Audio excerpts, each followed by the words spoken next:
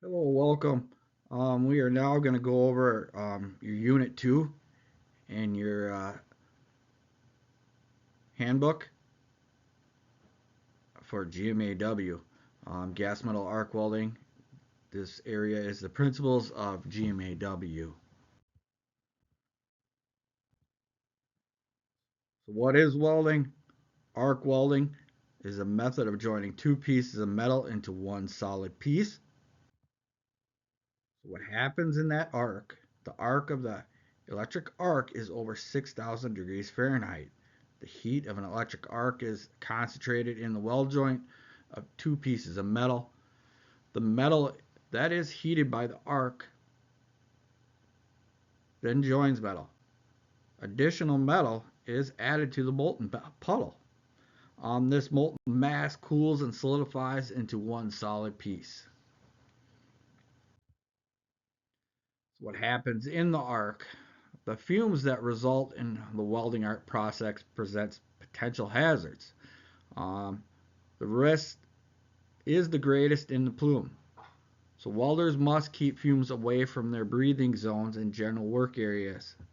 Um, as we've talked about earlier in lab, watching where our helmet and where we keep our best sight lines. So if we keep our sight lines out of that plumage, we're typically going to keep our helmet away from that plumage that can come around up and in and around our helmets there.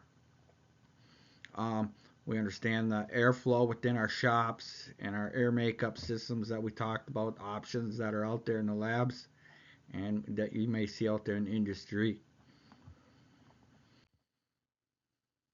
Arc welding circuit must have a complete welding circuit as we will continue to dissect these pieces of the equipment. We start with our gun, we have our wire feeder. GMAW, we need that gas cylinder, the type of gases that we will go over later in units here, the type of gas mixtures that we have. We have the gas hose and regulators that go feed back to our wire feeder. We have the type of power source, that we'll be utilizing. Then we have the work cable. Um, we like to call this the ground a lot of the times, but this is our work cable. We have off the end of that cable, we have our work clamp, and then the coupons that we use in class. That's the work piece that it's talking about here. So the welder's job: select the correct welding power source.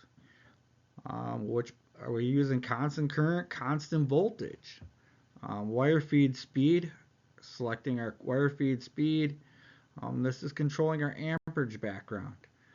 We have our voltage, and then the size and type of electrode that we are going to be using. Follow the welding procedure specifications, the WPS, and follow any safe work practices out in the lab there. Here's a really cool thing is a lot of misconceptions with wire feed welding. We easily call it MIG welding. Um, Plenty of old timers said, welding hasn't changed in the last 50 years, and it is amazing how it has changed. You take wire feed process, we have GMAW, we have FCAW, we have the different waveforms that are happening nowadays. Just This is the cool part about being here, getting a little background and history on this, because we like to idolize TIG welding and stick welding or SMAW highly, and it's easily downgraded. That wire feed process is the simple, and I know as you get through wire feeding, you get really overwhelmed at everything that you need to know, because there's a lot of really cool things that happen. As when we first got started, telling you how I geek out on the every single welding process, and then how deep I will be getting into the wire feeding areas. So this really interesting thing here is in the 1940s, the first GMAW process was used in welding aluminum. Uh, so it's way before anybody can imagine. We started it way before. Most people are more familiar in the 80s and the 90s. Um, Early 1950s saw the development of large diameter wire. In the late 1950s saw an improvement in power source technology and introduced of smaller diameter wires. So in the early 60s, it was introduced of pulse spray transfer. And this is something new that's just taking off in industry. It wasn't highly used, and right now parts of industry are still struggling to use this to make this transition, and just having the power source that can produce this.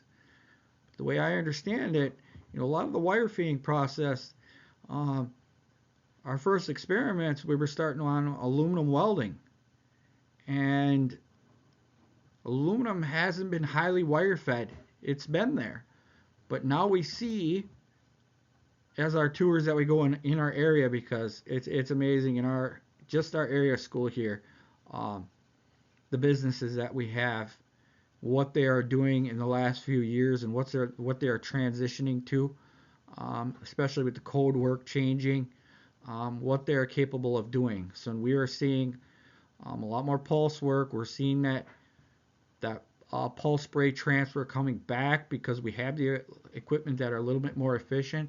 Um, and now we're replacing TIG welding to speed up the process. Increase weld quality compared to short circuit, and incorporate heuristic power sources in the 1970s. The term syngenic was used to describe the linear relationship between pulse frequency and the wire feed speed. So history of GMAW. The Lincoln Electric took the lead in the power source development in the 1990s. They saw that huge interest with the other companies, what they were going into. We know that Miller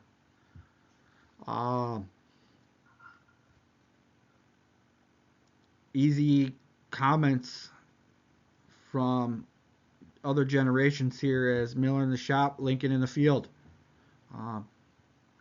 But we it's just not talked of what Lincoln was doing and what they were working on. And Miller has done a lot of things, and even now there's a lot more companies out there. I know we spend a lot of time talking about Lincolns and Millers, and our bookwork is all over Lincoln here. But even now, the other companies, what they are changing and doing is it's a very interesting time that we're going to see here. The waveform control technology by Lincoln incorporated an inverter-based transformer. This will allow synergenic and non-synergenic welding capabilities.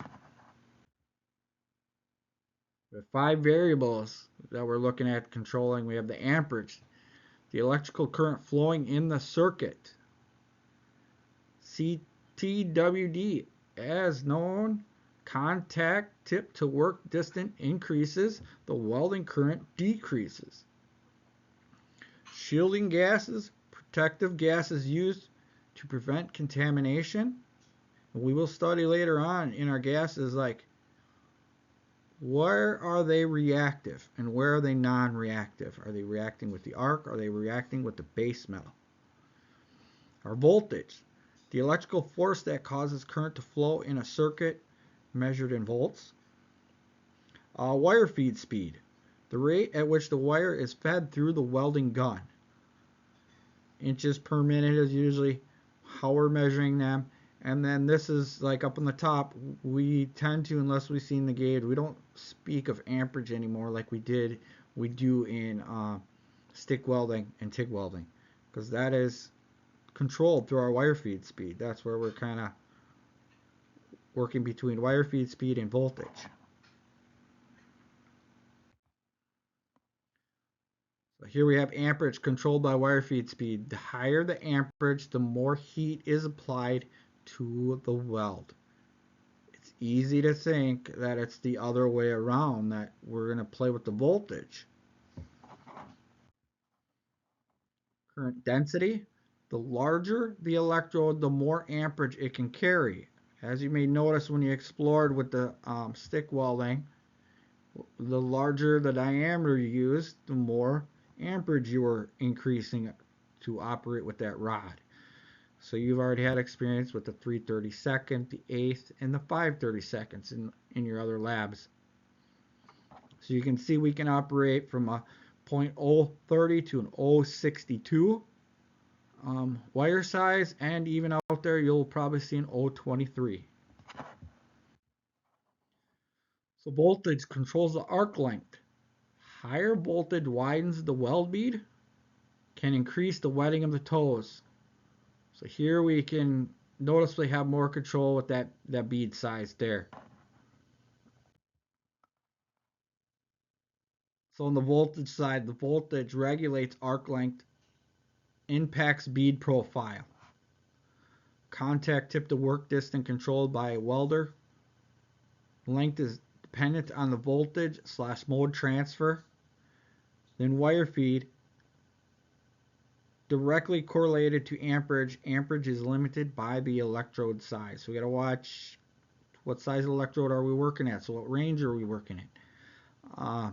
As we study later on towards the end of this this booklet, we'll get into the different transfer modes, what we're changing here. So the waveforms. So that gets really interesting. The contact tip to work distance with the waveforms that we're controlling our contact tip to work distance. That is controlling our voltage. It's controlling the wire feed speeds. That it's adjusting on the go, where everything is more manual for you to operate, as we're starting with the standard constant voltage setup in GMAW here. So here we have the constant voltage power source. We have two different kind of options here, as you can see. More common style, one on the left, and then the two smaller ones on the right that are looking as the hobbyist. So constant voltage power source helps maintain the arc length even as contact tip to work distance changes. As the voltage increases, the width of the arc widens. So this machine, with your inconsistency as you started here, it will fight to keep that arc going as you're unstable, you're shaking, you're moving around. This machine is fighting to maintain that distance. And as we can kind of follow, like what the size of this machine is, what am I looking at here? About a 200 amp machine, and I think we got about a 140. I'm kind of blurry seeing here, and then maybe that's about a 180 in the back there. So we're kind of looking at the range of the size of the machine here. So the numbers on there roughly be close to it as we study. If we're, later on we'll talk about, the size of machines, and, how can you compare each size from another model to like a Miller to a Lincoln to an ESOP to a Hobart's to a Yes Welder to a Vulcan. So the wire feed speed, where it will probably be labeled on the machine WFS, indicated in inches per minute, sets the speed the electrode will be fed through the wire drive through the welding gun and out the contact tip. Amperage or heat is associated with wire feed speed. So if you're thinking about increasing or lowering our heat to our base metal and our puddle, this is where it happens. And I know it's the easy mistake thinking we're going to adjust those volts.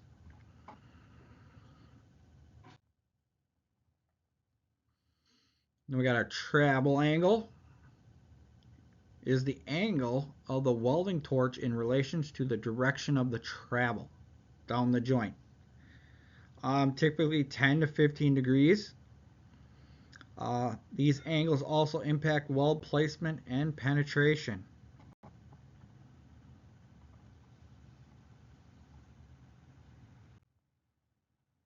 Our work angle is the angle of the weld torch in relation to the weld joint. Electrodes should be aimed to the root of the weld. These angles also impact weld placement and penetration.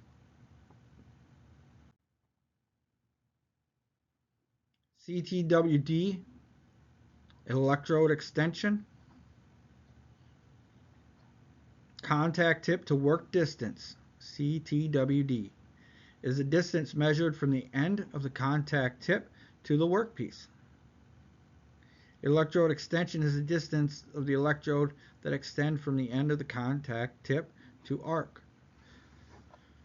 So as we already have had talked about and worked in the lab with short circuit and spray transfer, the difference between a contact tip to work distance is kind of important to understand there and remember. So as we were out there talking, our contact tip to work, so we can maintain our arc length.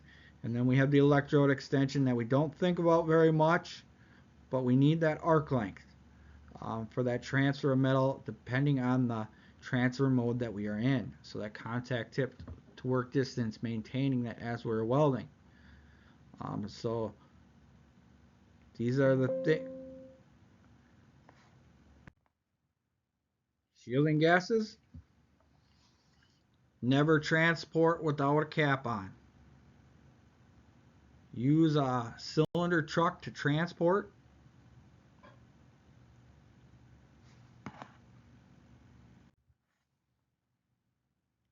And more on the shielding gases. So, under the arc, shielding gases react in different ways. The current flow in the arc has an effect on the molten droplets. The gas helps to shape across the section area. Increased weld temperature stabilizes the arc and regulates penetration. Kind of take a look at that little photo there. We have the argon. We see how the droplets coming off of there. The penetration profile. We have helium. And then we have carbon dioxide.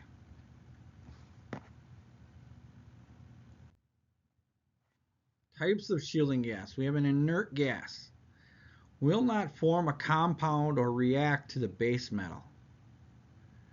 A reactive gas will have a chemical reaction with the base metal. And we will study more about that gas later on in the sections, dig more deeper into the gases. I know that is always a quick question when I start throwing all the gases out before we even get there, which is great to have those discussions to get you thinking before. Now we have the filler metal.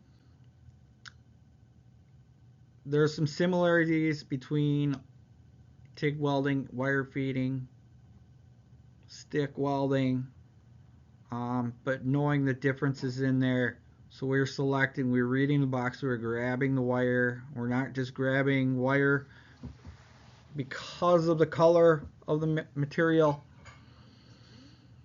There's a lot of different core wire and a lot of different flux core wires out there for selection that we can grab.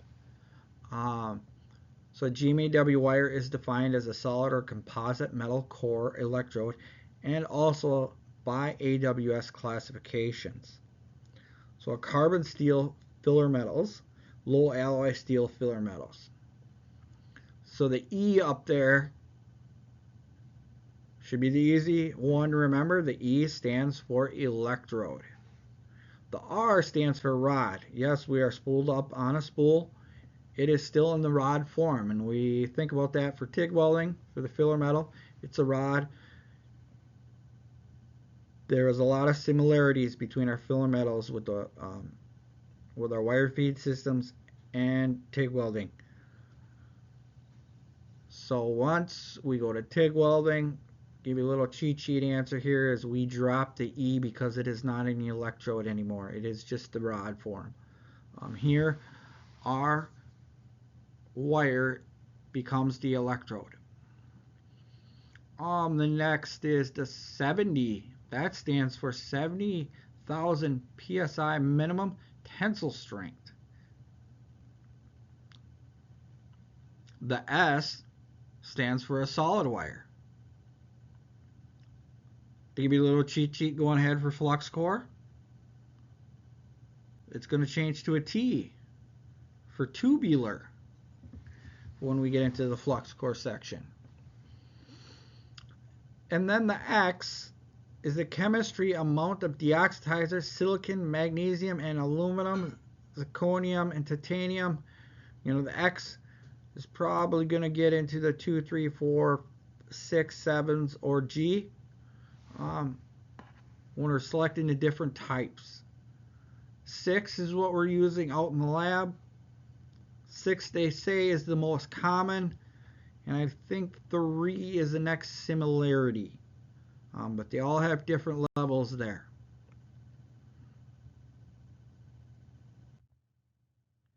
General information. Even uncommon materials such as magnesium, copper, and iron can be welded using GMAW. GMAW is commonly called MIG welding. Um, it's just that slang term that's hung around for years here. But as we get out in the lab and continue on through this year, you can see we're really going to be using the correct term between everything. We're just not going to be throwing it as MIG. I'm going to expect you to be talking, are we talking GMAW, or are we talking FCAW, and then even into the waveforms, using that terminology as we get moving on through here. Wire electrode is fed through the semi-automatic or automatic welding head.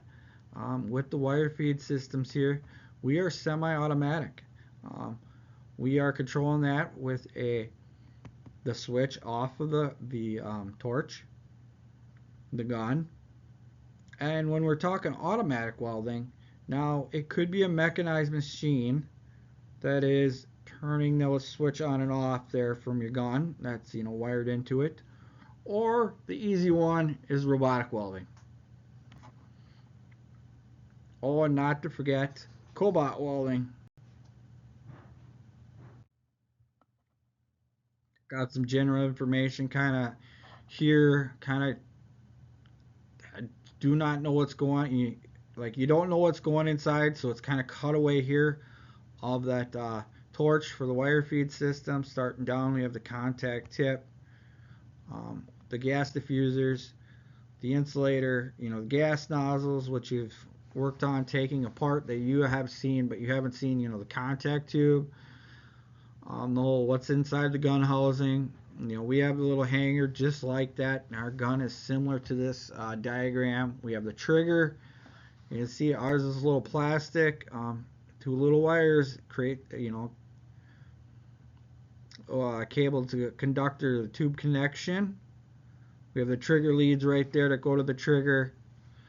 We have the braided copper power cable, and then the power cable insulation.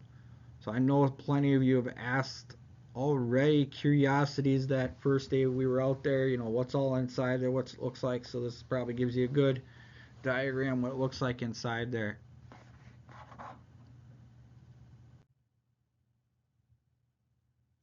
And I think the big question is, how does that power get to that tip there? So we can see that breakdown there. General information: electrode carries current to the arc. The arc is controlled using wire feed speed.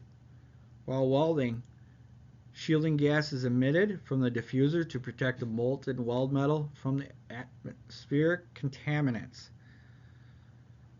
So I think we've pounded this into you enough that we have to have a shielding gas. We've had that mistake already. If we don't have our shielding gas on, that we're getting that porosity, and we're learning that right now. So we have to have that atmospheric shielding with our gas, some type of gassing,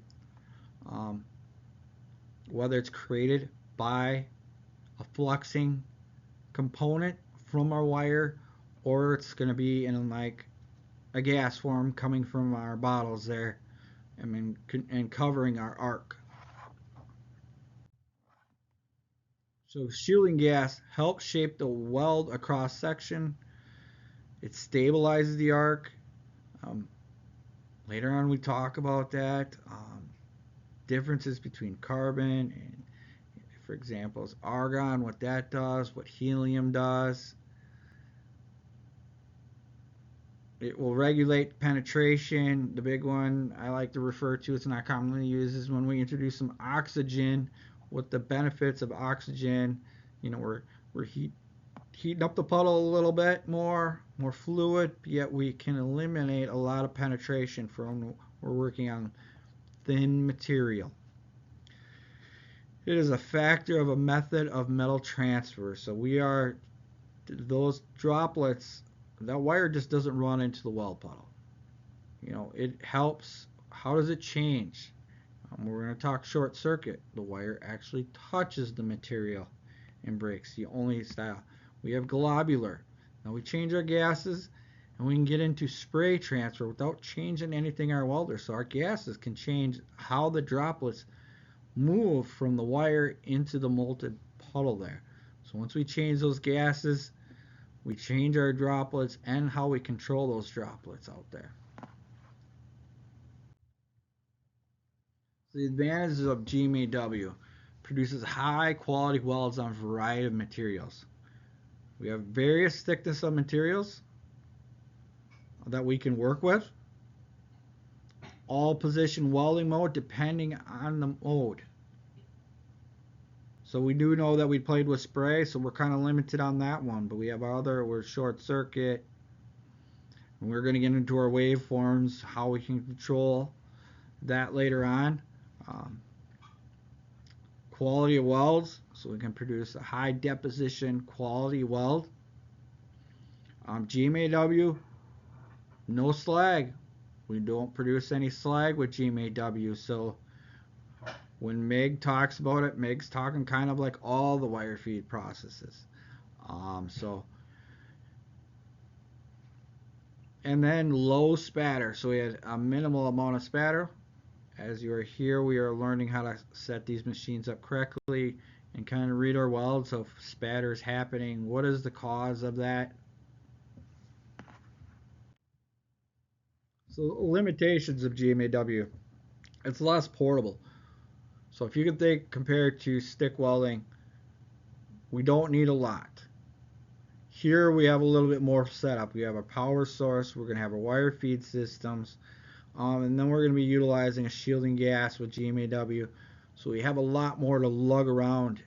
I always like to refer high maintenance, high production when we're talking with GMAW. Outdoor welding, we're going to be limited. Reasons being is just that that airflow that's out there. When it's just the environment that we're going to be into. Now we got to control that ozone around our arc there. Cleaning the base materials. We're going to tend to work a little bit more cleaning our base materials.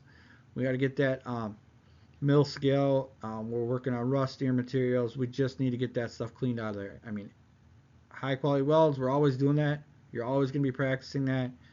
But there's other sticks, talking stick welding, flux core, they have that advantage if we have those impurities in our weld to work that out of there, not so much as GMAW. With those fluid welds, we can tend to see a little bit more cold lap when we're getting out of position. When we get in that horizontal, I'm going to be picking on you a lot about that, and that'll be a frustration for you. Undercut and spray and arc transfer with that high hot fluid puddle there. Gravity is going to take place. We're going to have that, or you're just getting your travel speed too fast there, where your work angles, travel angles being off. We're going to leave some undercut there, so it just takes a little bit more skill and talent and patience and studying that as we're welding. And moderate operator skill level. So this is the big thing they always say. Don't have to be as skilled to operate this. Yes, it gets you producing a weld a lot faster, but it takes a lot more knowledge and understanding when we're talking wire feed. You can't jump between all these modes and think you're doing the same thing over. So it takes a little bit more knowledge when we're working with all the different transfer modes of GMAW. And then when we get into FCAW, not as fancy, but we get really fancy with our waveforms with the GMAW.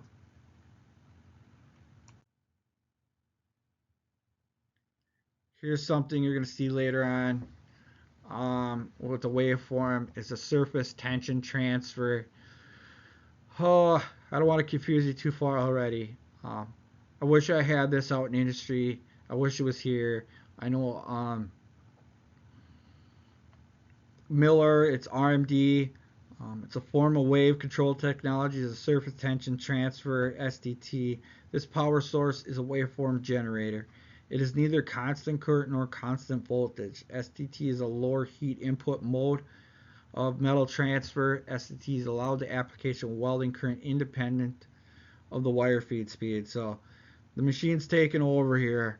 Um, you'll go through short circuit once you see this. You'll do some short circuit on some thinner material. You do it on that open rut, and then once you start working with STT, um, down in wire feed 3, it's like, yes, the comments are going to come out. Why didn't you let us use this before? Um, and this is something that's highly used, but not a whole lot in the area. But it's taking place out there. You have to have the machine with that capability. We've taken a few tours out there. We're seeing the equipment that's out there. We know that a lot of those welders are older than you. A lot of the machines that are still in production are older than me that are getting used out there. So, taken care of correctly, they last a long time.